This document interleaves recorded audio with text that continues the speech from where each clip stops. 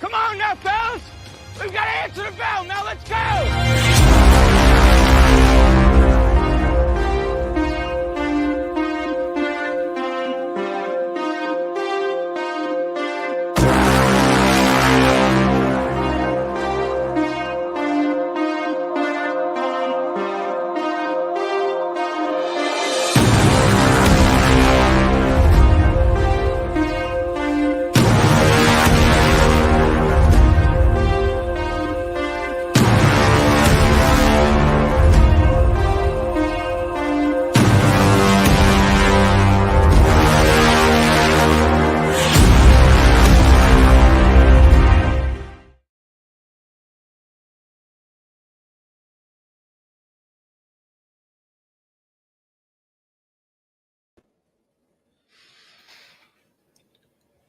Welcome into Main Street Sports today, presented by Mid-Tennessee Bone and Joint. Chris Yow and Mo Patton on this wild and wacky Wednesday, coming to you live and in person.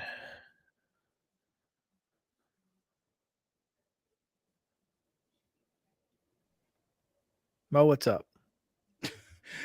Not much. You doing okay? Yeah, I got an echo in this room. Ah, I take it that's something new. It was. I'm hearing you. I'm hearing me. Oh, I know where it is. It's on Twitter. There we go. Figured it out. So yeah. Anyway, that was wild and wacky. What a great way to start. There we go. We're going to start wild and wacky. We're going to end wild and wacky, right? We are, in fact. It's going to be a great day. Wild. I got some fantastic wild and wacky stories there. I hope you include the one that I sent you yesterday. Oh, 100%. It's we're starting there. So Okay. we have got a great show planned for you. We are scheduled to have Scott RAMSEY, CEO of the Music City Bowl and of Nashville Sports Council. He will join us at 2:20. Heather Williams, who always joins us on Wednesday, will also be here around 3 p.m. our time, 4 p.m. her time. Well, depending on where she is. Yeah, that's true. You never know. You never know where in the world is Heather Williams. Yeah. Exactly. And then we'll talk some racing news, a little NASCAR, but there are other racing headlines out there to get into, so that should be fun. We've got some VOLS news. The Lord giveth and the Lord taketh away. All in the matter of close proximity to each other. Yeah. All in a matter of about 10 minutes. So that was unfortunate, but we'll get into what Tennessee, what news Tennessee got today. And Todd McShay's first mock draft came out today. So we'll take a look at it and see where he thinks the Titans will go. And then we'll tell you where we think the Titans should go. So yeah. I'm interested to see where he thinks some other folks should go. Not necessarily teams, but individuals. Players. Yeah. Yeah. We'll get into all of that. So that draft should be a lot of fun to dissect. We'll get into it. We've got plenty to get to today. So we will do just that. So y'all hang out with us, stick around. We're going to dive in and get into yesterday's results, today's schedule on the rundown. In Tuesday night girls basketball action at the high school level, Community defeated Richland 68-51. It was Culleoka downing Zion Christian 49-19. White House Heritage with a 43-42 win over East Robertson. East Hickman defeated Fairview 53-33. Fayetteville with a 56-54 win over Giles County. Hendersonville defeated Green Hill 42-32. It was Cornersville 68, Hampshire 18. Joe Burns edged Harpeth 42-41. Lawrence County with a 54-49 win over Loretto. Gallatin 59, Mount Juliet 35. Logan County, Kentucky with a 43-41 win over Portland. Eagleville defeated Santa Fe 55-31. Siegel downed Wilson Central 48-40. Station Camp with a 42-34 win over Springfield. And Summertown 61, Spring Hill 22. In boys basketball action, it was Clay County 52-46 winners over the Tennessee Heat. Richland down Community 72-45, while Culleoka was best over Zion Christian 54-47. East Robertson 62-52 winners over White House Heritage. Fairview down to East Hickman 76-38. It was Franklin County 61, Riverdale 56, Giles County 55, Fayetteville 52, Cornersville 67-23 winners over Hampshire, while Harpeth down Joe Burns 50-39. Lawrence County edged Loretto 59-57 in the cross county battle.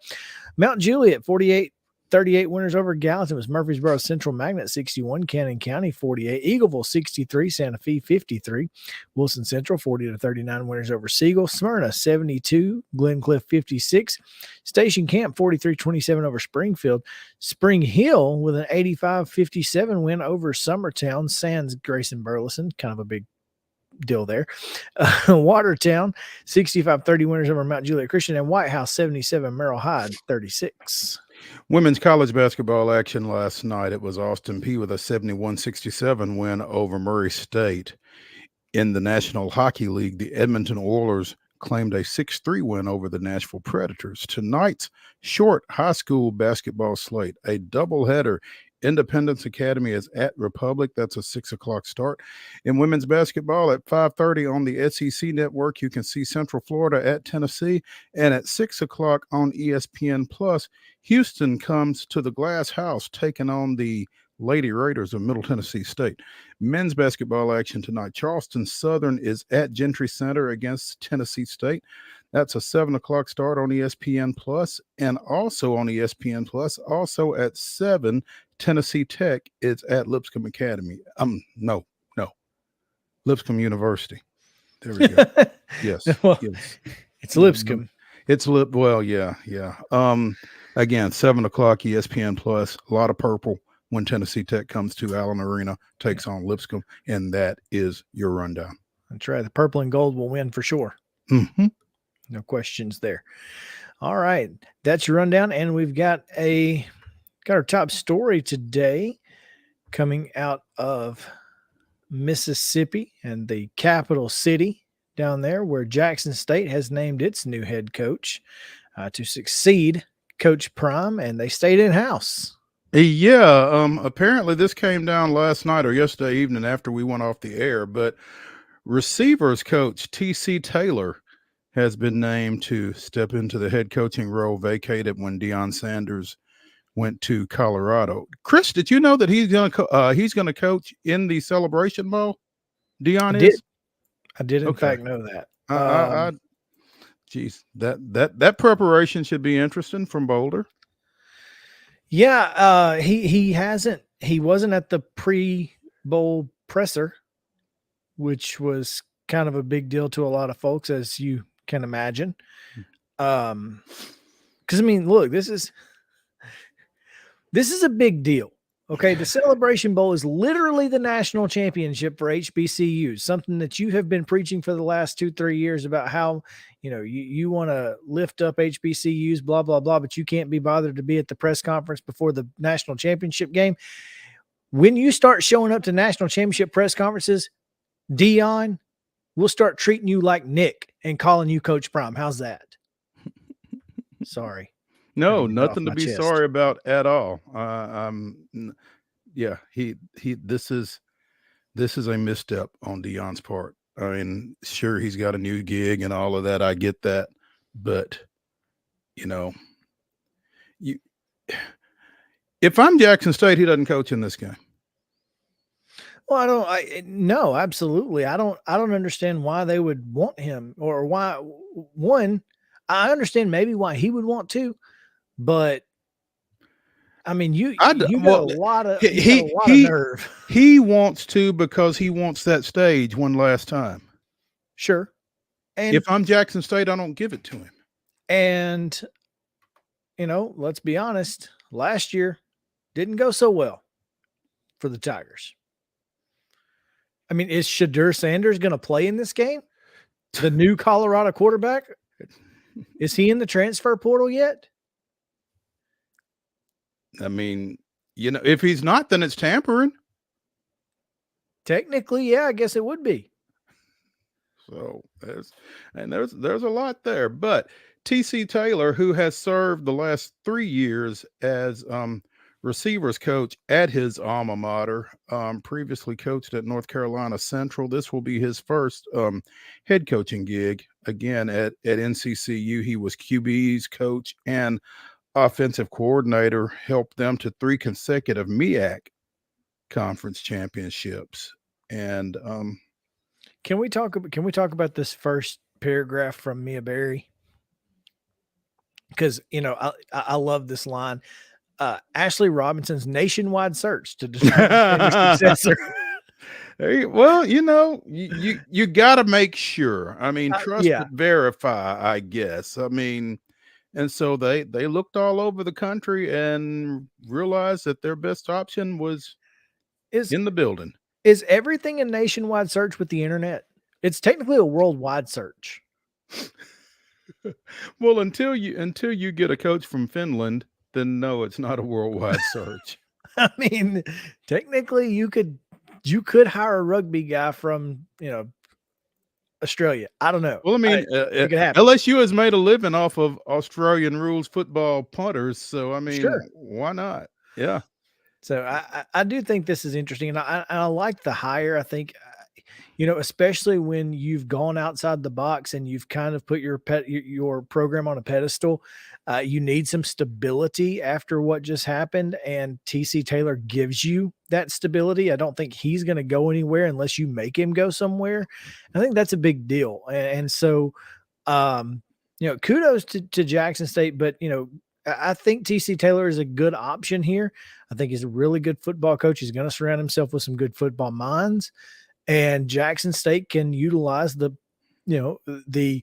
stage that they've been given. And I think he can help kind of maintain some of that from a continuity standpoint by having worked with Dion and seen what goes on. Now, obviously, you don't have that dynamic personality at the top of the program anymore. But like you said, you've got somebody who is invested in the program as a former player. And that's something that Dion didn't bring. So trade-off. Dion, this is the guy that Dion said he wanted. This is who he endorsed. And I'm not quite sure how he gets to do that either, but at any rate. Yeah. I mean, sure. It's a different, it's not like he's retiring and riding off into the sunset and saying, here's the guy I want to be next. Right. He left. But I do think that, that probably did carry a little bit of weight. I'm sure it did. It probably carried some weight with some donors too, which is probably really important. But again, when you've got a guy who's been there, who's done that at that program, who's played in it, that's a pretty big deal. So yeah, I think he's going to be able to strike some chords, like I said, that Dion wouldn't necessarily be able to, with some old heads, as they like to say, around the program. Hey, Mo, we've got a few minutes left, and I don't want to get too deep into this, but I want to stay in this realm here. And forgive the timing, but Mississippi State. What do they do? Man, with an interim AD on top. Now, I'm going to tell you, John Cohen just left a few weeks ago to take the Auburn gig. I'm going to tell you what I've heard rumor-wise. Now, Mhm. again, these are just rumors. Mike Leach's health wasn't great anyway. He had been dealing with some other medical issues, apparently. Mhm. Not necessarily, heart issues, but he had had some other health issues that had actually put him in the hospital throughout the football season at times. And that had been quiet, apparently. And the plan was that he may retire at the end of this year, and Zach Arnett would have been named the coach. So it seems that perhaps there was already a succession plan in place. And if you're going to have to do this, I think Zach Arnett is a great option. We've seen this kind of thing happen before. We've seen Bob Stoops suddenly retire and Lincoln Riley. Stoops, a defensive guy. Lincoln Riley succeeds him as an offensive guy. Leach, an offensive guy. We've seen it happen before. We've seen it happen before, but we've not seen it happen in midstream like this. I mean, the Stoops Riley thing was certainly during the off season. I think it was over the spring/summer, maybe. Yeah, but nobody expected it. Nobody saw it coming. No, nobody saw it coming. You're right. I think that's kind of the blueprint here that you're going to have to work off of. And I think, again, the continuity to speaking to the same thing, the continuity is going to be huge, especially with the recruiting class coming up. You've got transfer portal folks coming up, all of those things. I think that Mississippi State's going to have to go with Zach Arnett and going to have to commit to Zach Arnett. I mean, you can't just go interim year in the SEC. This is you can't miss a recruiting class in the SEC. All right. Ask Auburn. Because that's what happened with Gus Malzahn. It screwed up Brian Harson's first year, and now we see where they're sitting. All right. So Zach Arnett is going to have to be the guy. I think it's nuts, man. And I don't envy that athletic department. It's a tough transition under the circumstances. I mean, if you were planning for Arnett to be the guy, then at least you are already kind of in that transition mode of thought. But still, the way it comes about is a little jarring, I would think. And the unfortunate part is that you almost look like you are settling because you have to settle due to the timing of the situation. And that may not have necessarily been the case. Yeah, may have been the plan all along. And nobody knows that. And if you come back and say, well, it was the plan, he was going to retire. And then you just look like you're trying to save face. And there's a no-win situation for Mississippi State. With an interim AD on top of everything. Unless Zach Arnett wins. Then it doesn't really matter. Yeah. Saw an interesting tweet last night. Obviously, we discussed Mississippi State is going to make its bowl game appearance in Tampa, and a Mississippi State official said there's no way we couldn't play in the bowl. Mike would have been pissed. I mean, the stadium has a pirate ship in it. Yeah. After I saw that, I thought that makes too much sense. I mean, how perfect is this, right? Yeah. I'm really hoping that pirate flag with the bulldog head makes it onto their helmets. Yeah. Yeah. In some way, shape, or form, maybe on one side or it would maybe be cool. on the back or on the jersey or something. I mean, they got to do something with that. Yeah. Yeah. It would be awesome. Well, let's take our first break of the day. We come back. Scott Ramsey will talk some Music City Bowl, and maybe we'll be able to get a little update on the fairgrounds and the Titan Stadium and where those two places stand. So stick around here on Main Street Sports Today, presented by Mid-Tennessee Bone and Joint. We will be back right after these short messages.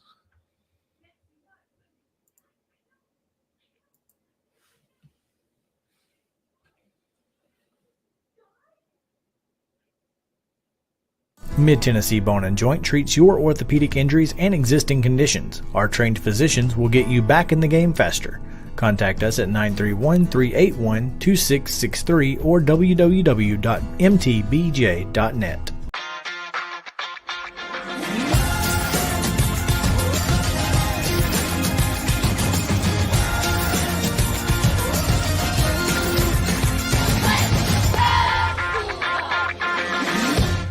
Hey folks, while we take a quick break from the show, I want to tell you about our friends over at Custom Stone Handlers in downtown Columbia. Ed Rich and his team at Custom Stone Handlers believe in leadership. And outside of the military, our greatest leader building platform is sports. Custom Stone Handlers proudly encourages young people to get in the game. You can contact them today at 931-490-4990 or visit CustomStonehandlers.com. Jones & Lang Sporting Goods here in Columbia has been outfitting teams, officials, and anybody else from T-ball to college for 50-plus years. Be sure and check them out at 931-388-8060 or online at jonesandlang.com. Jones & Lang Sporting Goods, the look of a winner. Zion Christian Academy, ZionEagles.org or 931-388-5731. You can schedule your appointment. Go tour their campus. It is beautiful over there, and you're definitely going to want to see it. Again, it's ZionEagles.org. Give them a call, 931-388-5731, and schedule your tour today. Are you an enthusiastic sports fan? Want to have fun and get in on the action? Heck yes, that'd be awesome. Have great attention to detail? Want to stay active? Definitely. Want to give back to the student athletes in your community? Obviously, yes. Then you'd make an excellent high school sports official. We need more officials in Tennessee. Because with no high school officials, there are no high school sports. Sign up today at highschoolofficials.com. Mid-Tennessee Bone & Joint has been the official sports medicine provider for Maury County Schools for more than 40 years. We specialize in orthopedic injuries, and our Ortho Quick walk-in service lets you bypass the ER. Visit us online at www.mtbj.net.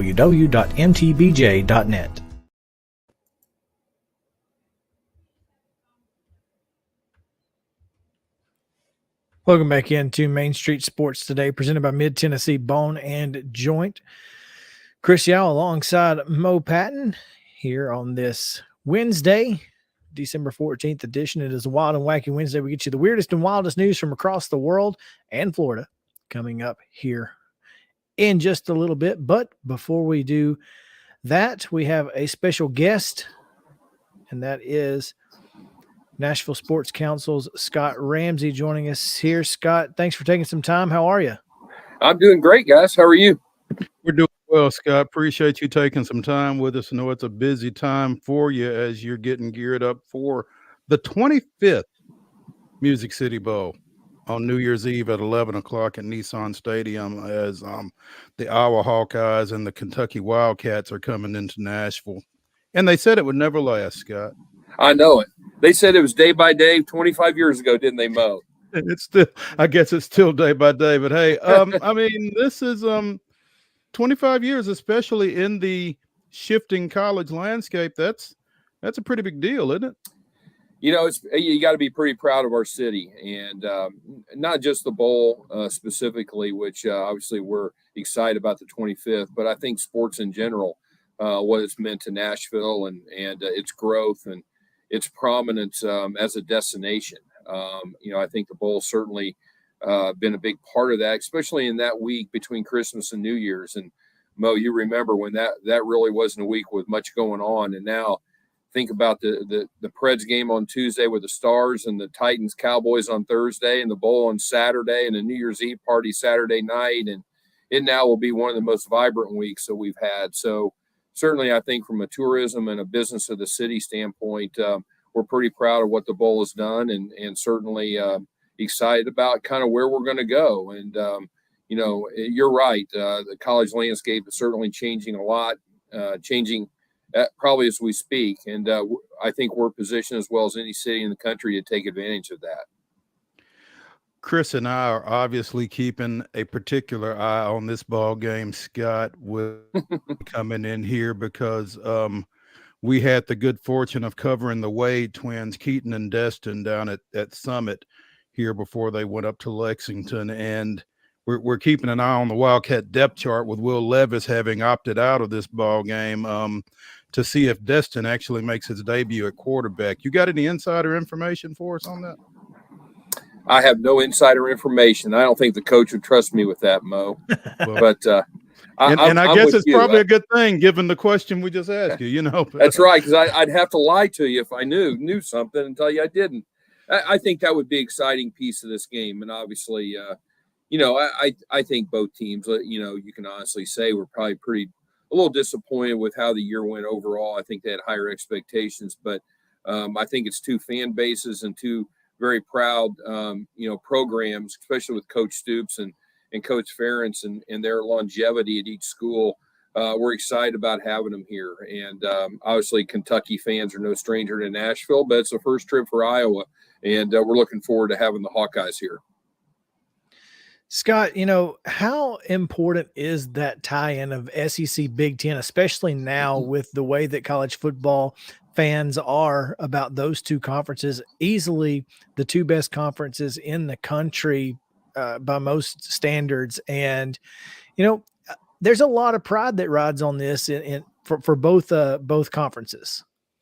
Yeah, there is, Chris. And I think, again, I'm kind of think over our 25-year history, I think we're as positioned as well now as we've ever been, given how travel has changed for sports. We're talking the bowl here, but in general, people really like that short or maybe long weekend or 2 or 3 day getaway versus the plane and the airfares and the rental cars. And I think Nashville is positioned well with the Big Ten, SEC, and the fan bases that represent those conferences to maybe come to Nashville more aggressively than maybe they would for a farther away trip. And I think we saw that with Purdue last year, not just with Tennessee, but maybe when they were here with Auburn. I certainly think we saw that with Nebraska several years ago. And we're excited about the future there. Not every year is going to be perfect on the wins and losses and the way they fall with some matchups. But more times than not, I think we're really going to be successful with these two conference alignments. Scott, there was an article in The Athletic, I think, last week. I've not had a chance to look at it myself, but I've heard about it, about how these bowl matchups kind of come into being these days. And that paradigm has kind of changed from when you guys got going.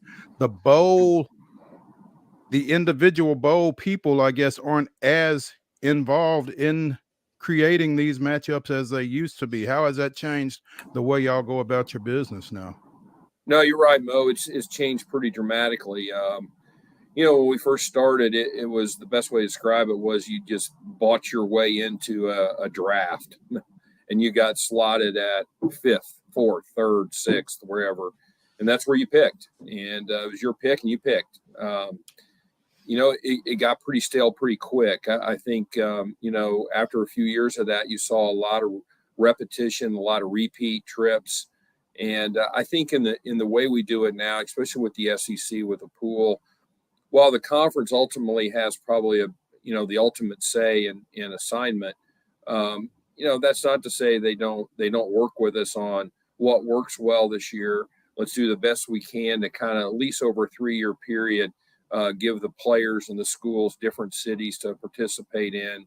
I think from our standpoint, Mo, to be honest with you, it's been a positive for Nashville because I think the attractiveness of our city, both geographically and from an entertainment and a fan engagement standpoint, while 10 years ago, I might not have had the financial resources to outbid the Dallases and the Atlantas and the Orlandos in the bowl world, I thought we could compete with them from a standpoint of execution and fan engagement. And I think we've proven that in this new model over the last 5 or 6 years. Scott, that leads me into my very next question. Thank you. Great segue, because the 11 a.m. kick. Now, the last time I was at the Music City Bowl was that Purdue Auburn game. I've been to 4, 3 times as a fan, once as a media member. But I went to the Auburn Purdue game as a non-biased fan, although my wife is an Auburn fan, so I guess technically for her. But they're still scoring.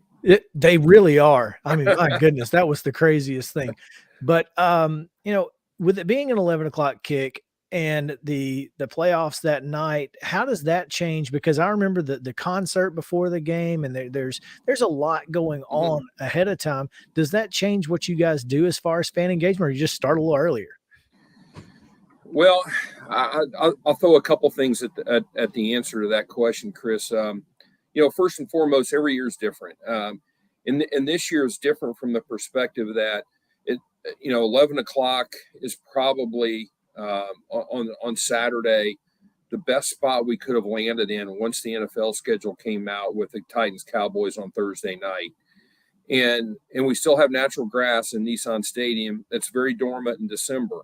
So the ability to play within 12 hours of that game being complete on Friday, or 15 hours, just wasn't an option. So, be able to have the relationship with ESPN to get an ABC network game in one of only 4 games and going to be the most watched college football day of the year is a huge opportunity and platform for Nashville.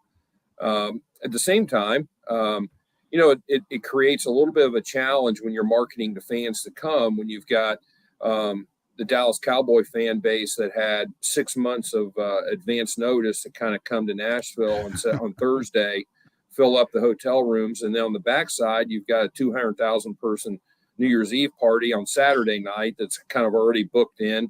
So you've got a real narrow window there, which is very unusual for us. So I think the regionality of Iowa and Kentucky is going to give us the best chance we can to fill up the stadium and fill up the city and the in-between. And the 11 o'clock kick was really an opportunity that we thought was a great platform on ABC leading into the semis this year. So again, every year's a little different. If we had our magic wand, we always like the 30th because it leads in from a business side of our city. It leads into the New Year's Eve day on the 31st and allows the fans to come early, experience it, stay if they want. And if not, the hotels can turn and remain full for the whole week.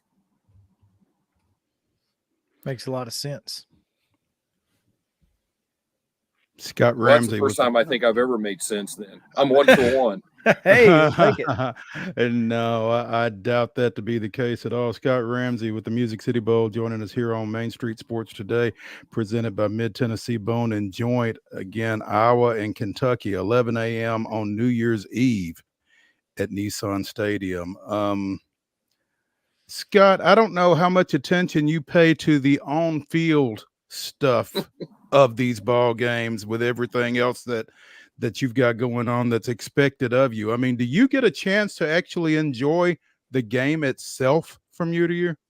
A few days after the game, Mo, and while I'm at home with maybe something in my right hand and kick back and nobody around, and I can kind of watch it. But no, during the game, it's work for us and our staff. And this year, if there's one, cross your fingers, it's good weather on Friday to turn the stadium from Thursday night to Saturday morning. And then really during the game, it's just a lot of activities going on to make sure, as on live television, A, hitting your marks pregame, and B, just being ready for halftime, being ready for postgame, and a lot of guests here. So it's work, but usually get to enjoy the game a few days after, and I can get to sit at home in the recliner and enjoy it.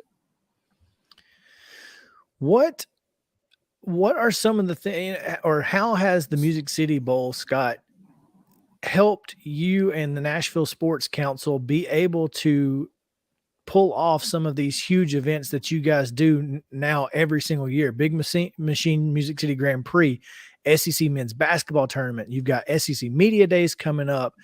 All of the, Virginia, Tennessee will be here next year to kick off the season.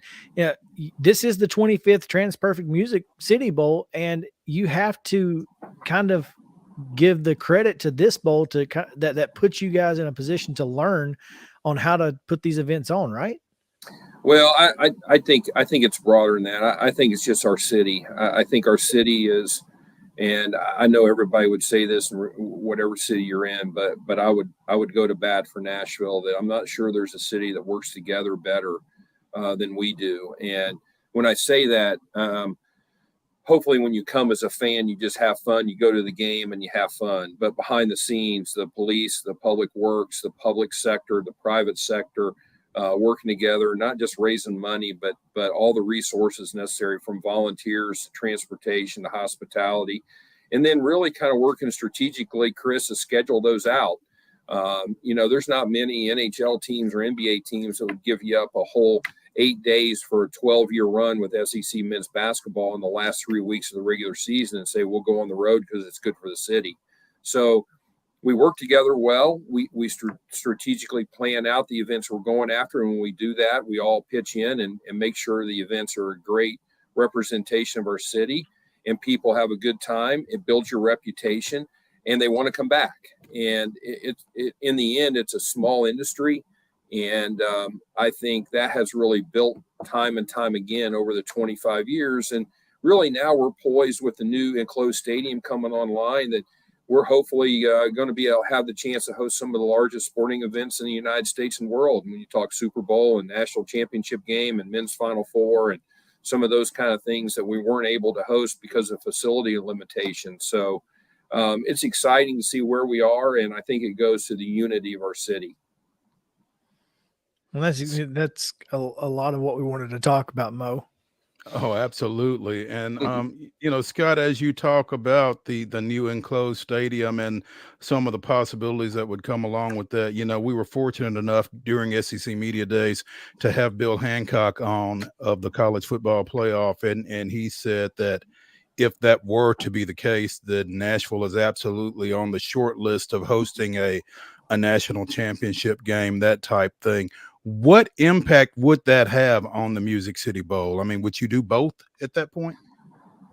The quick answer, Mo, is I don't know. And the reason it's I don't know is because I don't think we know the structure and the opportunities that we'll have yet. They're going to implement it in 24, 25. We've already got existing agreements through 25 with Big Ten, SEC, ESPN, our sponsor, or everything.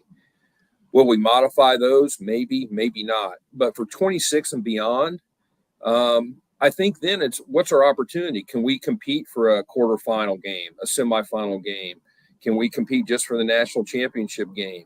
Do we want to have the bowl lead into those? Those are unanswered questions, but it's not unanswered things that we're trying to kind of figure out and be positioned and be responsive to when the structure is set by the commissioners. The other thing is, what's the game dates? There's a lot of talk, as maybe shifting the whole schedule to week 0. Well, what will be the dates then of the playoff games? What will be the opportunities for the bowls and what days to play and what time slots to play with your TV partner around those dates? So there's a lot of unanswered questions right now and uncertainty out there, but we're going to be prepared and ready to be responsive really quickly to hopefully maximize the opportunity for Nashville, whether that's the bowl every year and a national championship, whether that's we can compete for a quarter and semi. Doesn't mean we're going to get it, but we're going to compete. Or we got to figure out kind of how we can mix and match both of those opportunities. So we're excited. I'm glad to hear Bill say that. Every time I beat on him, I want a definitive, Bill, you're going to give it to Nashville, but we're hopeful that we'll be in that lineup in the near future with the new stadium. Now, not to put the cart before the horse with that conversation, but you guys have approved a term sheet. It will now go before Metro Council, and that vote has been set for. Is it later this month or will it be next month? Is it later this month? Okay, that's what I thought. That's a big deal. In the event that this enclosed stadium does take place and is funded, I think it's you're talking about Super Bowls, Final Fours, college football playoff championship games potentially. It's going to be a game changer for this city, and a lot of folks need to realize that. I understand the economics of sports stadiums, but Nashville is not just any other city with a sports stadium. And I think a lot of people miss that. Well, I think you just have to look back to some of the events that we really put a unique twist on. I'm going to start with the NHL All-Star Game. I'm not sure anybody or any city has changed an existing event as dynamically as we changed that event, from not only changing the format of the game itself, but utilizing the outdoor park, the winter park that we built, the concerts, the red carpet of the athletes going into the stadium, the parties that we threw, the convention center element. I think we changed that event as much as anybody. And then obviously you look at the NFL draft and the popularity and the attention that brought to our city. But then you look at events like CMA Fest, and you look at our bowl game, the women's Final Four 10 or 8 years ago, the SEC men's tournament, which has continued to be sold out for 5 nights and electric downtown with all the fans. So I think our ability to host big events, Chris, is really, something that hopefully will allow us a real advantage when you're talking about it, because there's not many cities that can create the campus and the compact energy, atmosphere, and excitement that we can downtown. I will say from our seat, from the operator side, the biggest challenge is moving large number of people. So you guys have been to events in Dallas and Phoenix and Miami and some of those cities where the hotels are removed from the game venue or the entertainment venue, and you've got a lot of transportation to deal with. And those are tough, where we just don't have that element. And you really can kind of create a campus that not many other cities can match. It was not easy getting to the Winter Classic at the Cotton Bowl. Let me just say that, okay? I just want to throw that out there. It was very easier difficult. Here, though. It was very difficult to get there for that. It's much easier here. So I will agree with that completely. Outside of that, and one last thing before I have nothing else, the fairgrounds, what's the latest on that? You know what? That's a better question for the mayor's office. I hate to dodge a question, but I don't want to answer something I'm not 100% sure of the information I'm going to share with you. So I think you spoke with the fair board, right? The mayor's working with them. Okay, so but you spoke to the fair board. I remember that, right? A couple of weeks ago. I have not on the racing component. I have not. Okay, all right. So, well, still looking forward to Nashville becoming a huge market for NASCAR as we've seen it. So, well, I mean, not just NASCAR, but I mean, think about the transformation of the fairgrounds with Geodis Park now and its first year under. So there's another venue that we're starting to work with the MLS team on what are some future events that we can attract there. Don't have that list for you, but certainly one that we're sitting down with them and saying, hey, what's the next 5 to 8 years look like? What dates can we go pursue things, whether it be NCAA soccer championships or emerging sports like rugby or lacrosse or something like that. So, again, it just gives us more opportunities to showcase the city. That's all I've got. Mo?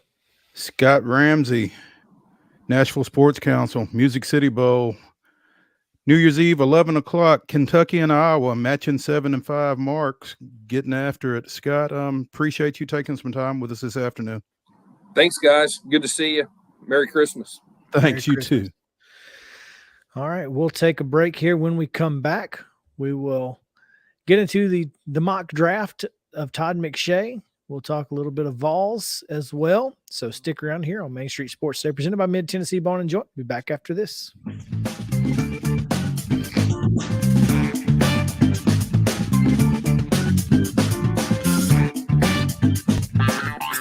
This is Chris Yao with Main Street Sports Today. Every show, Mo Patton and I welcome friends from all across the sports landscape, from high school coaches and reporters to national, college, and pro sports personalities. You never know who might stop by for a chat. AP Tennessee sports editor, 3-time Tennessee Sports Writer of the Year 2020 TSWA Hall of Famer. She covers the Titans, the Predators, the Grizzlies, college football, and hoops. Please make welcome Teresa Walker. Former University of Tennessee, former Team USA Olympian, ex-Cy Young Award winner, R.A. Dickey. R.A., did I miss anything? Man, that was sweet. Yeah, I need to listen to that before I go to bed every night. That was nice. Has 5 sports Emmys. That's not bad for the other guy in Wham, Ryan McGee. Other guy in Wham married the best looking girl, Bananarama. So other guy in Wham had a pretty good life. From preps to pros, we're taking on the sports topics you care about. Tune in across Main Street Media social platforms at 2 p.m. or on demand on your podcast distribution platform of choice.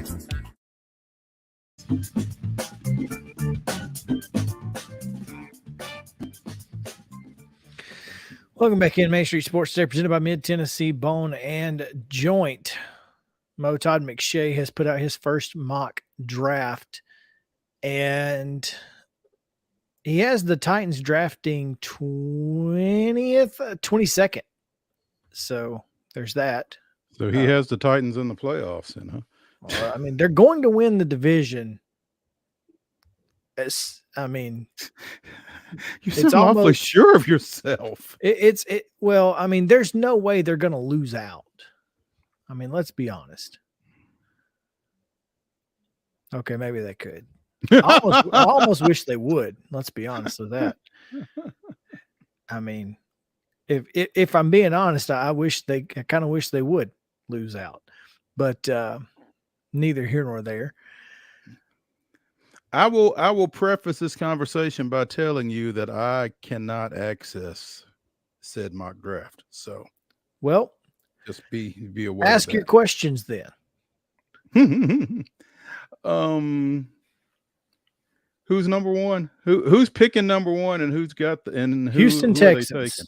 If it's Houston, who are they taking? Are they taking Bijan Robinson? I don't know. Who? Bryce Young. Probably not. Bryce Young. They don't have a quarterback. Oh, so they have soured on Davis Mills. Okay, all right. I thought they thought he was the guy coming into the year. He's 1-11. I don't think he's the guy. Well, I'm not sure that that's necessarily all his fault, but okay. But we know that I know, we know that it doesn't matter what you do. Quarterback's getting the most blame. And if Bryce Young is available to you, I think you got to take it. Yeah. Okay. I mean, probably been the best player in college football over the last 2 years. Heisman Trophy winners be notwithstanding. Yeah. Okay. After that, we'll head on down to pick number 6, where the Atlanta Falcons only have one quarterback, apparently, because Marcus Mariota allegedly quit the team. It's AWOL. He is absent without leave, they say. Mm-hmm. I don't know how true that is. I struggle to believe that in regards to Marcus Mariota.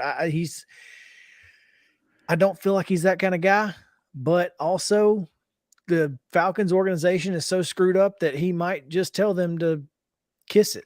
Take a flying leap, kick rocks, and all those other things. Yep. And so now they've got Desmond Ridder, but don't say it. But don't say it. Come on, I'm going to say it. Come on now. Will Levis, quarterback, Kentucky. Good Lord. So, well, since they won't get to see him in the Music City Bowl, maybe that increases their chances of making that move. Who are the quarterbacks taken ahead of him besides Bryce Young at number 1? That would be pick number 4, going to the Detroit Lions, and CJ Stroud, which would be interesting considering his collegiate team. So you're right. So you're telling me that Will Levis is going to be the 3rd quarterback off the board. That is what I'm telling you. According to Todd McShay. No other quarterbacks until pick number 11. And I'm going to read you what he says before I tell you who it is. Okay, this one's going to raise some eyebrows. Full disclosure, taking this player this early is way too rich for my blood. He lacks experience and isn't NFL ready. We've seen a quarterback with 13 or fewer starts go this high only twice since 2000 per ESPN Stats and Information, Alex Smith and Mitch Trubisky. But what choice do the Panthers have? If they can't find an answer in free agency and end up picking outside the top 10, they might resort to desperate measures in desperate times and take quarterback Florida, Anthony Richardson. 11th overall, Mo. Okay. So where's Hendon? Is he's not in his 1-round mock, is he? He is not in the 1-round mock. And it doesn't make sense to me. Matter of fact, is Caleb Williams coming out this year? No. Okay. And he would not be among the 5 best available for day 2, according to this mock draft. How many quarterbacks are in that? That's it. Well, I mean, okay, so he's not a 1st rounder, and he's not among the 5 best available on day 2. That's correct. 5 overall, though, not 5 quarterbacks. Yeah. Mm-hmm. Just for clarification. Sure. He has the Tennessee Titans picking 22nd and taking wide receiver Ohio State Jackson Smith and Jigba. Now, my question to you is wide receiver the position that they need to fill most in the draft? I'd really like to. I think I'd like to see an offensive lineman. Here's my problem with Smith and Jigba. He's not playing in the bowl game because Ohio State screwed up his recovery from the injury. Now this is a guy coming off a leg injury. I mean, it's a hamstring, and if you only played enough to make 5 catches for 43 yards in a season on a hamstring injury, something's messed up. Something's not right. And this would be a John Robinson special if there were a John Robinson special to be had in this draft. But along the lines of a Caleb Farley and Jeff Simmons and everything else. Taking physically questionable individuals high in the draft. Traylon Burks. They knew he had asthma. So, yes, they need a receiver. But I'm with you. I think I would much rather see somebody, I just think that an offensive lineman would be more impactful right there, and you could get better value at receiver further down in the draft. Here's the problem. He doesn't have an offensive lineman being taken after the Titans, nor are they in his top 5 best available for day 2. So the best offensive lineman may not be available. So you're either having to take a flyer on a guy. Well, and Lord knows we don't need to reach on anybody. Specifically Jackson Smith and Jigba, by the way. I mean, what offensive linemen are going ahead of 22? Oh, God, all of them. Let's see here. You've got Skronsky going to the Colts, the tackle from Northwestern, first-team All-American. You've got Paris Johnson, Ohio State's tackle, going to the Steelers at 9. You've got Broderick Jones, offensive tackle from Georgia, going to the Patriots at 15. Guard Osiris Torrance out of Florida to the Jets at 17. And I think that is it. Yeah. So those are the top linemen heading in the draft, and that's where he's got them going. So basically, you need one of those guys to fall. You need one of those guys to fall, or you're going to have to trade up. Trade what? Well, I mean, there's value on the team. We know that. The defense has plenty of value when they're healthy. Do you want to trade that value? I don't think so. But if you want an offensive lineman, you're going to have to. To me, I'm just trading my first round pick away and getting a guy who's proven. That's what I'm doing. Because you've got to do something to your offensive line. You have to. Period. Yeah. Oh, absolutely. Yeah. But if we're taking a wide receiver, now look, Smith and Jigba in 2021 had 1,600 yards and 9 touchdowns while fighting for targets, with Chris Olave and Garrett Wilson.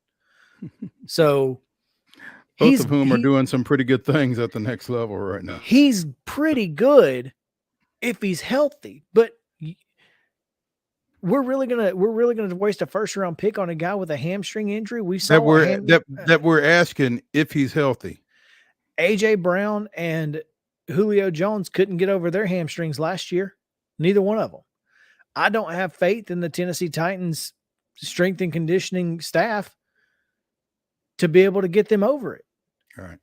So that's a guy that I'm not taking. I'm taking Jalen Hyatt before I take him.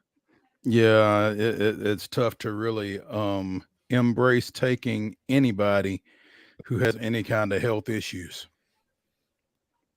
I mean, this organization, and I hate to be that way, but this organization hasn't proven to me that they can take care of guys who are coming off of injuries.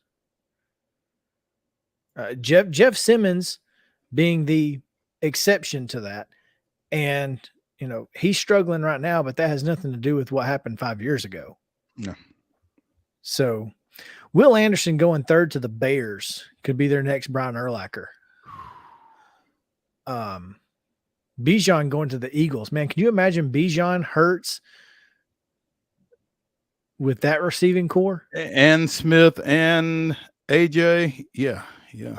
I mean, my goodness, that would be disgusting. Other names of note. The Houston Texans get the 12th pick, and they're going to go tight end here. I don't know that that's quite accurate. I'd probably find somebody to protect my brand new quarterback is what I'd do. But hey, whatever. Let's see. Brian Branch, safety out of Alabama. I didn't think he was that great going to Seattle at 18. I guess that's possible, but I don't know. Keely Ringo, cornerback from Georgia, going to the Commanders at 21. See, that's another spot where the Titans. What is the Titans' biggest hole? I mean, is it offensive line? Is it wide receiver? Is it cornerback? And the fact that you've got 3 options doesn't bode well either. No, and not just that. I mean, that's an entire position group at offensive line. That's 4 positions. The only one that you're feeling good about is center. And yet they're in position to go to the postseason. Win the division potentially. That's insane. I mean, if Keely Ringo's there, I might take him at cornerback. So it's worth thinking about. One of the players that will be available for drafting is Jalen Hyatt. He made that announcement today at noon Central Time, right around the same time that Smyrna running back Arian Carter made his announcement that he will be heading to Rocky Top to join Josh Heupel and the VOLS, picking Tennessee over Ohio State and Alabama. Those are the 3 hats he had on the stage, but his former Memphis commit. Hey, yeah. His situation has vastly improved.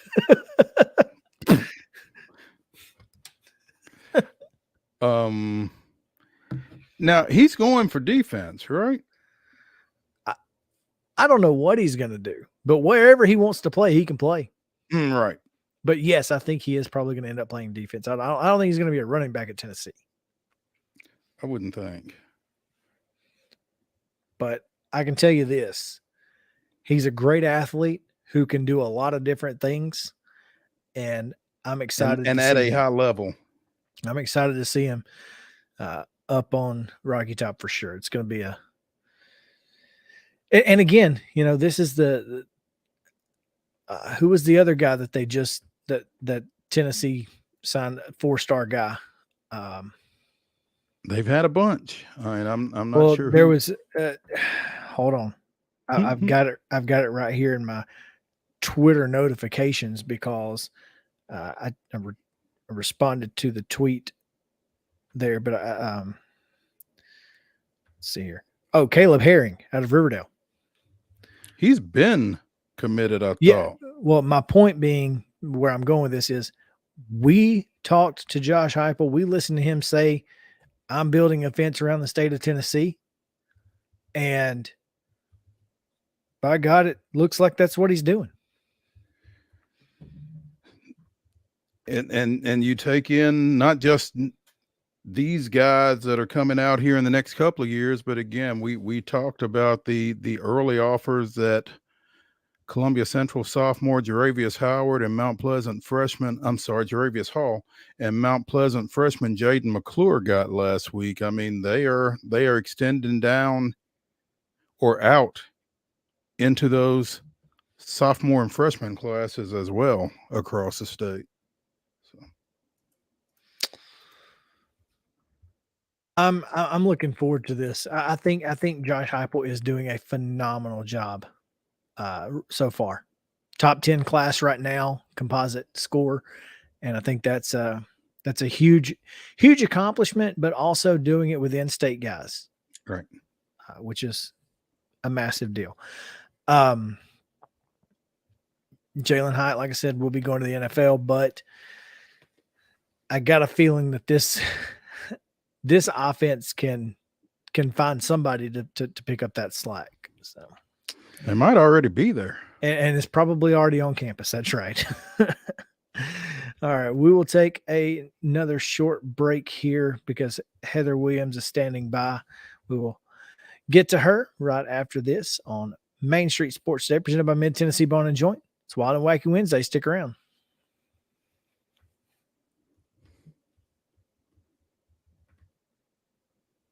Mid-Tennessee Bone and Joint treats your orthopedic injuries and existing conditions. Our trained physicians will get you back in the game faster.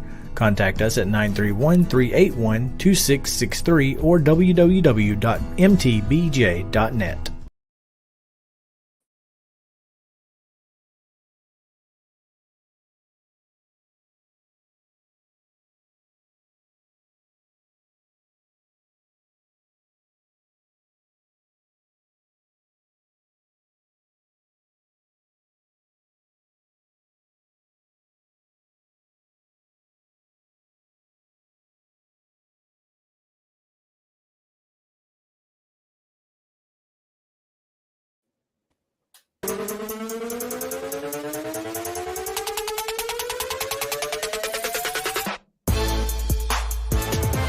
Welcome back in. Top of the hour here live at 3 o'clock on Main Street Sports Today, presented by Mid-Tennessee Bone and Joint.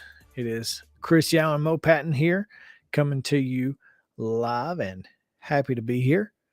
Mo, it's always fun when we get a chance to bring in our next guest, Heather Williams, because she's always got something exciting to tell us, and today will be no different. Heather, how are you? I'm good, guys. How are you? Doing well. It's a little gloomy outside, but battling through it here on Hump Day. So what exciting news is there in the world of vroom vroom, Heather? Well, the biggest thing is that yesterday they had a media day at North Wilkesboro Speedway as they're getting that ready for the All-Star race next year. And just to show off the progress that's going on at that track, they've completely leveled everything in the infield with the exception of the media center. And then one little building that I'll tell you the history behind in a second. They have they started the process of replacing all of the walls, and then they'll be adding the safer barriers. They've taken down the old catch fence. They'll be putting up new catch fences around there that are up to regulations. Once they're finished with the infield, they'll pave that for the haulers. So they're slowly in the process of getting that ready for the All-Star race. One of the things that's cool about what they're doing is they are keeping all of the original structure. They're just updating it so that they really want this track to have a retro feel. They want this track to feel like it did when they raced there 30 years ago. So all of the old Winston signage is staying up. All of the they're going to, as much as they can, replicate the old score column in the middle of the field. The current one's inoperable, but they're going to rebuild it, that replicate it as best they can. They're going to keep the old hanging sign where they hand scored the race. So they're going to have a guy out there putting the lap leaders and all that kind of stuff by hand. So it's really cool. But one of my favorite things in there, and if you follow me on Twitter, you'll see my full story tomorrow, is there is a building in the infield that they are keeping that they don't think, if you look at it, you're like, why is that little tiny building there in the middle of the infield? It was the original Goodyear tire building. But when they stopped using that, moved into a bigger building, it became a place where they did untaxed transactions in North Carolina. Basically, they were exchanging and selling moonshine in this building. And it was on the edge of disrepair, and Dale Earnhardt Sr. actually repaired this building to keep it operational so that the drivers could continue to use this building. So they're going to save this building this little tiny shack in the middle of the infield as part of the history of the track. So I think that's really fun. So my full story on that's going to run tomorrow, and I'll have it on my social channels. But I just love the fact that they're keeping all the little details and all the little history things within the track. And I think that's really cool. Now, you say they were conducting untaxed transactions there. Is that past tense? Well, they haven't raced there in 30 years. I mean, They haven't done anything there in 30 years. Oh, okay. All right. Well, you know what? I don't know what will happen at the All-Star race. Maybe. I don't know. I love that you mentioned the signage, because there's a big deal on social media today about the Winston Cup Series sign that is on the side of the building. And they said, basically, we can't repaint it because then it's not historical. So they're going to clear coat over it. And it looks, you can still see it. I mean, it looks phenomenal. And this is a racetrack that is this is a way to bring in some of those folks who are nostalgic folks, my generation, and a little, up to, the 45 age range, very nostalgic. We love everything that happened in the 80s and 90s. And this is going to bring back a different kind of fan, and or those old school fans, at least for one race. Well, hopefully stop. It really kills me to hear you refer to the 80s and 90s as nostalgia. Now, go ahead, Heather. Well, I mean, yeah, I hate to break it to you, Bo, but they're playing those songs on like the Muzak channels in the grocery store now. So yeah, we've arrived there. When Green Day's on classic rock, we're in trouble. Well, I think we're already there. Which no, that's what I mean. That's what I'm saying. Green Day is classic rock now, guys. So I'm sorry to break it to everyone. No, but I was just going to say, I think it's really cool about what's going on in NASCAR now is that even as they're trying new things and doing the street race and the clash at the Coliseum, they're also bringing back old stuff. Like they found what I believe is a great balance of moving forward and preserving the history, because the same thing's going on with the fairgrounds. Eventually they want to be back to racing there. That's another historic track that people have pushed and pushed and pushed to get back on the schedule. They just repaved Rockingham with an eye forward of maybe getting it back on the schedule at some point. So I love it. I think it's great. I'm a history nut to begin with, but I got to see all that stuff in person yesterday, and it was really cool at North Wilkesboro. I can't wait to see that story. It's going to be exciting. Stepping out of, we'll stay in NASCAR for just a second. Jimmy Johnson going to race 5 times next year in Cup Series.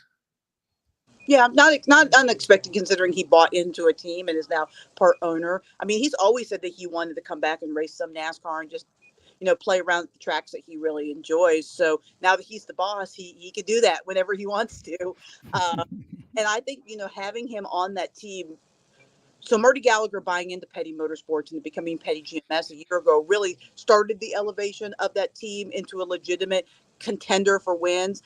Bringing in Eric Jones and bringing in Noah Gragson also helped. And now having Jimmy on there, I think that will be the next huge step for that team. Just having him in the race car at Daytona and his feedback is going to give them a lot of idea of where they are and where they need to be super competitive. So I love it. I love that he chose to get involved with Petty because, the Petty organization, the name fell on hard times for a long time, and they hadn't won a race for a long time until Eric jumped in their car. And I think that it's great that we're finally going to get the Petty name where it belongs, up with the great names in the sport. I would agree with that, and I'm looking forward to seeing it. I think it's going to be a positive because when Jimmy came into the circuit, replacing Mike Skinner in the Lowe's car, a lot of folks, felt like he was Jeff Gordon 2.0, and then he won like Jeff Gordon, and then he won more than Jeff Gordon. NASCAR fans, especially the ones out here, don't take so kindly to Californians coming in and winning their championships, and so he's been a polarizing figure. But I will tell you, when I was a kid, I signed up for the Lowe's NASCAR newsletter magazine or whatever. And so when Mike Skinner quit, Jimmy Johnson stepped in. I was like, I'm going to root for this guy because I get this little newsletter. And Davey Allison was always my favorite driver, so I didn't really have a driver. And I thought, I'll just root for this guy. And well, it was a pretty good choice. It did. It worked out really well for me. So go 48. But yeah, it is interesting that that he's going to be coming back and looking forward to seeing what he's able to do at some of those tracks that he was always really successful at. I did want to step out of NASCAR for just a second because it was announced this week that Tony Stewart and SRX bringing back Thursday Night Thunder, ESPN Thursday Night Racing. It's going to be huge. How cool is this? Yeah, it's perfect. And it's the perfect, I think, really next logical step for SRX. I mean, when you talk about nostalgia and bringing all that back in racing, how perfect is that? You know, for a Thursday night, those races are the perfect length. They're the perfect size track. And so and I think it'll help.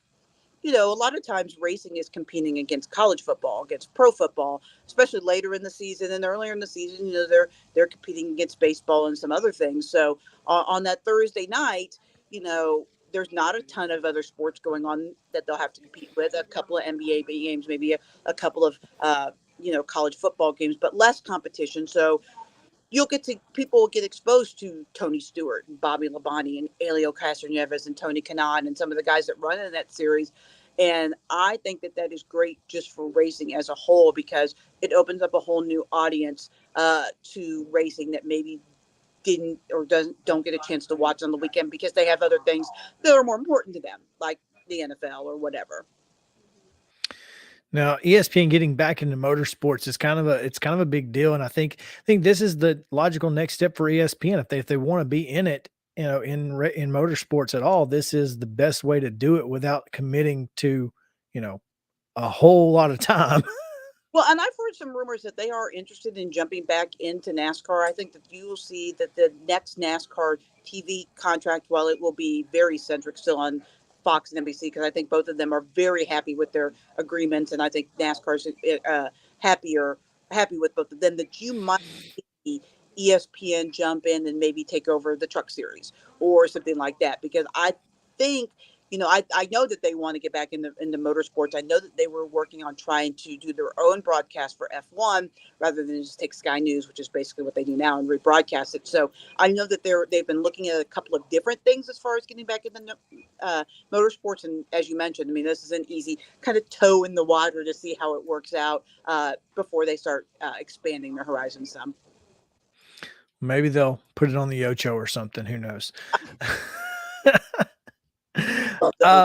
Yeah, well, you know, man, I had something else and I completely forgot. Oh, we can't not go throughout this and not say happy birthday to NASCAR.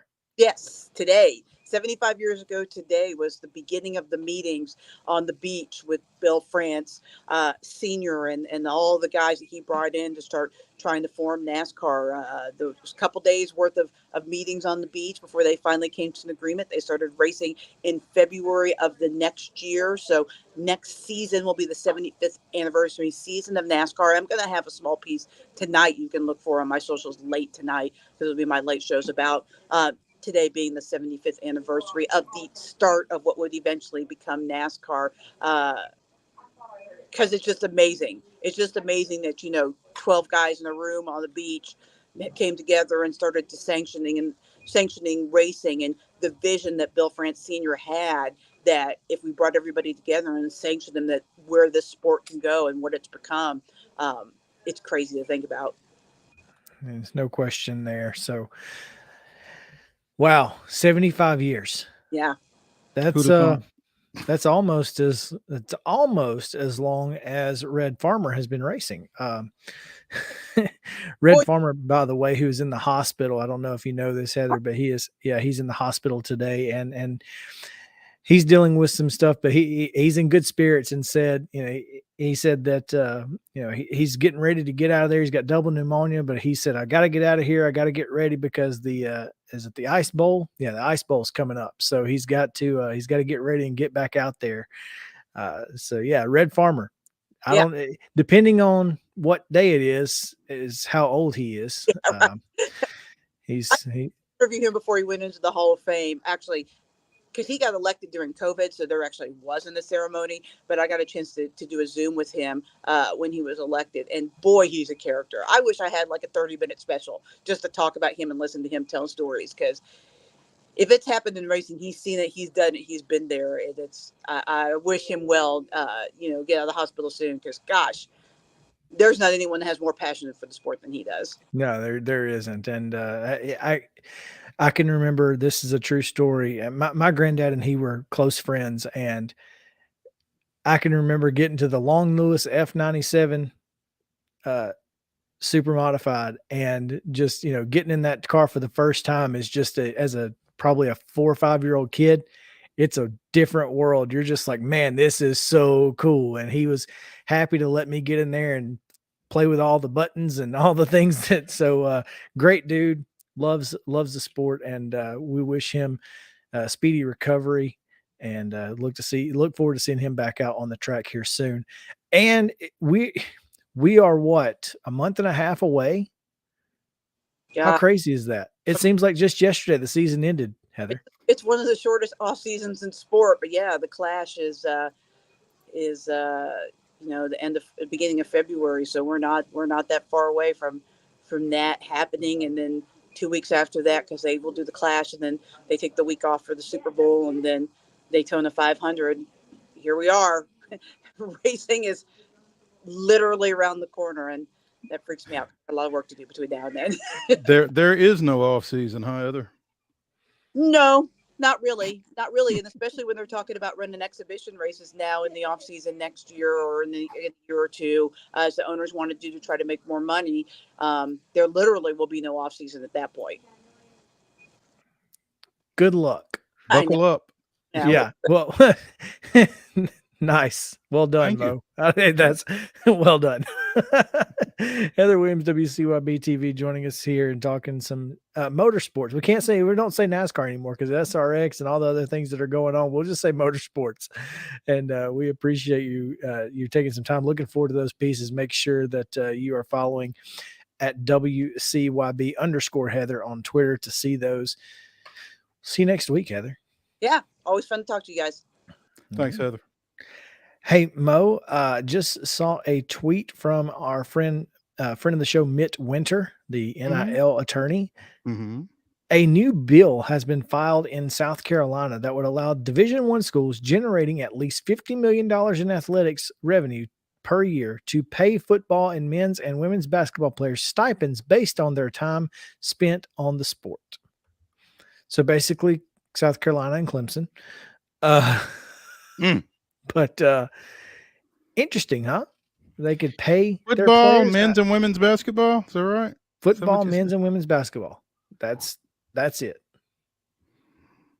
Yeah. So this would basically be, they would be paid for work study. It would be classified as financial aid, because it would be a work study. They can be paid anywhere from $7.25 to $12.50 per hour for work study jobs. It could result in an annual stipend of around $10,000 to $15,000, they say. I wonder what volleyball players are going to think about that. Or any other sport. Mm-hmm. Well, yeah. Okay. You've seen the Anthony Anderson meme where he's like crying on the bed? Mm-hmm. Coastal Carolina AD right now. Yeah. Very, very upset. East Carolina, pissed. Distraught. Yeah. Yeah. But that's an interesting turn of events there. I guess if they're able to do it, everyone will start doing it, right? They'll have to. Yeah. I mean, you certainly got to look at it. I mean, at the Power 5 level, or for your schools at the Power 5 level, just because you don't want to not be doing it if Clemson and South Carolina are. Yeah. Well, and it would be huge. Mm-hmm. I mean, you're talking about that's a heck of a selling point. Oh, anyway, we've got Wild and Wacky Wednesday coming up. Weirdest and wildest news from across the world and Florida coming right up on Main Street Sports today, presented by Mid-Tennessee Bar and Joint. We'll be back after this break.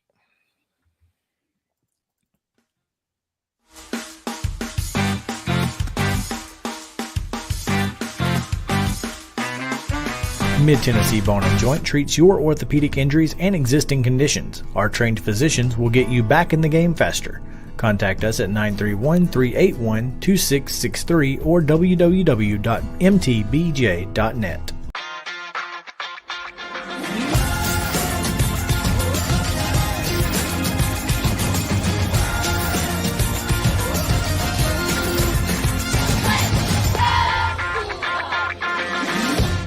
Hey folks, while we take a quick break from the show, I want to tell you about our friends over at Custom Stone Handlers in downtown Columbia. Ed Rich and his team at Custom Stone Handlers believe in leadership. And outside of the military, our greatest leader building platform is sports. Custom Stone Handlers proudly encourages young people to get in the game. You can contact them today at 931-490-4990 or visit CustomStonehandlers.com. Jones & Lang Sporting Goods here in Columbia has been outfitting teams, officials, and anybody else from T-ball to college for 50-plus years. Be sure and check them out at 931-388-8060 or online at jonesandlang.com. Jones & Lang Sporting Goods, the look of a winner. Zion Christian Academy, ZionEagles.org or 931-388-5731. You can schedule your appointment. Go tour their campus. It is beautiful over there, and you're definitely going to want to see it. Again, it's ZionEagles.org. Give them a call, 931-388-5731, and schedule your tour today. A game without a crowd is just a scrimmage. A performance without an audience is just a rehearsal. Without your presence, high school sports and the performing arts aren't possible. Ensure that these essential extracurricular activities continue to enrich the lives of students in Tennessee. Purchase a ticket to your local high school's game or performance. This message presented by the TSSAA. Mid-Tennessee Bone and Joint has been the official sports medicine provider for Maury County Schools for more than 40 years. We specialize in orthopedic injuries, and our Ortho Quick walk-in service lets you bypass the ER. Visit us online at www.mtbj.net.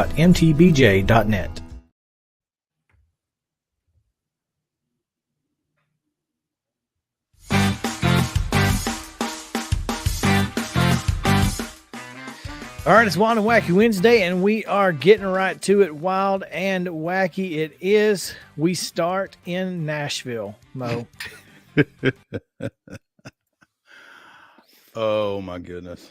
Both of the women in Devin Starling, the young man in the middle there, both of the women in his life have now gone to jail over him. Oh, goodness gracious. As you can see on the right, Ariel Escobar, that is Ariel on the right, who is an executive member of the Tennessee State football team. She's actually the director of football operations at 22 years old, which is another story for another day. I hope someone is looking into that. And Mai Canoe, who is on the left of Mr. Starling. Canoe is his full-time girlfriend. Wait, you say, what was her name again there, Chris? Mai Canoe. Okay. Like M-I, possibly? M-A-I. Gotcha. Okay. That's probably May, but okay. We're going to go with Mai. Yeah. Mai Canoe, Mai, could be either one. Look, I don't know. I'm not a studier of the languages. So his full-time girlfriend was in the car on Monday when Ariel Escobar allegedly rammed her car into his vehicle. Obviously aware that he had another woman inside the vehicle. Now, Canoe storms through the door and found Escobar romantically entwined with Sterling, according to Scoop Nashville. She repeatedly struck Sterling in the face, so he's getting a beating, leaving him with multiple visual injuries and swelling. Canoe attacked Escobar, pulling her hair and punching her in the face. Escobar did not wish to prosecute to avoid being named in the police report. The following week, records show multiple staff members reported the incident to TSU Director of Athletics, Dr. Mickey Allen, who dismissed the reports. This was in August, Mo. August. What's the line? And I almost got away with it if it wasn't for those meddling kids, And so they managed to get this Yeah. So Canoe goes to jail in August over this. She did go to, well. So here's the thing. If Escobar, and I'm no attorney, please understand, but if Escobar is hitting Sterling and Canoe gets up, no, Sterling. No. Played at Antioch. Starling. Trust me on this one. Okay, well, they spelled it wrong in the second paragraph. As I go back to the front, it does say Starling. See, this is it's Scoop. Sorry. So as if she's beating him up and the girlfriend takes her off of him, that's self-defense of another person, right? One would think. That's hey, I'm no attorney again. There's a lot going on here. There's a lot going on here. I think it's crazy. It is wild. It is wacky, but there you go. A lot to unpack. And we don't have all the answers. We don't have all the answers, nor do we have all the facts. So we'll just leave it where it is. But it's pretty crazy. I'm just going to go here to this, because listen, this is all I got. There's no news story, but apparently this youth national championship 12U Division I MVP right here with the tattoos and full mustache. 12. This dude drove himself to the 12U youth national championship game. I mean, he's still got the wristband from the bar on his hand. Like, I mean, come on. I'm sorry. How old is this man? How old is he, Mo? He's not 12. If he's not, there you go. He ain't 12. That's all that matters. Oh my goodness. I thought that was that was pretty crazy. And I thought I had to get that one in there. The dragons. Yeah. Okay. Oh man. Wow. Imagine him in high school. Oh wait, he's already been through high school. Well, I'm gonna let you guess where this guy's from. We all know. Could I have an F, please? You would like to buy a vowel? No, you got it. It is a Florida man allegedly threw a Christmas tree at his wife during an argument that was sparked when she made the absolutely terrible decision to ask him to help make dinner. A tree. He threw a tree at this woman. A whole tree. Picked up the tree, threw it at her. Richard Atchison, 52, quote, lost his temper. Wait a minute, stop. 52? 52. Okay, go ahead. He lost his temper in the couple's Fruitland Park home on Monday after his wife asked for help to put a spoon in the sink. That's all she did. And she asked, no. Okay. She asked for his help and put a spoon in the sink. Well, you know what happens when the water's running and you put a spoon in the sink? What happens if you put the spoon under the water? Oh, it starts spewing back. Yep. Okay. It got him. Accidentally splashed him with water. So he got some water splashed on him. And he threw a tree at her. He packed his things and went outside of his vehicle before returning home because he had been drinking and told his wife to leave instead. I've been drinking. You go. It's not safe for me to leave. She tried to leave. It's not safe for you to stay. So she tried to leave, and then deputies say Atchison shoved her, picked up a Christmas tree that was in the corner of the room and threw it, striking her to prevent her from leaving. He was booked on domestic battery charges and taken to Lake County Jail. So there you go. That is Wild and Wacky Wednesday here on this Wild and Wacky Wednesday. And this has been Main Street Sports Day. Thanks to Scott Ramsey and Heather Williams for taking time with us today. We appreciate it. We are going to let you guys get out of here on this dreary day, but we'll see you tomorrow at 2:00. So come back then.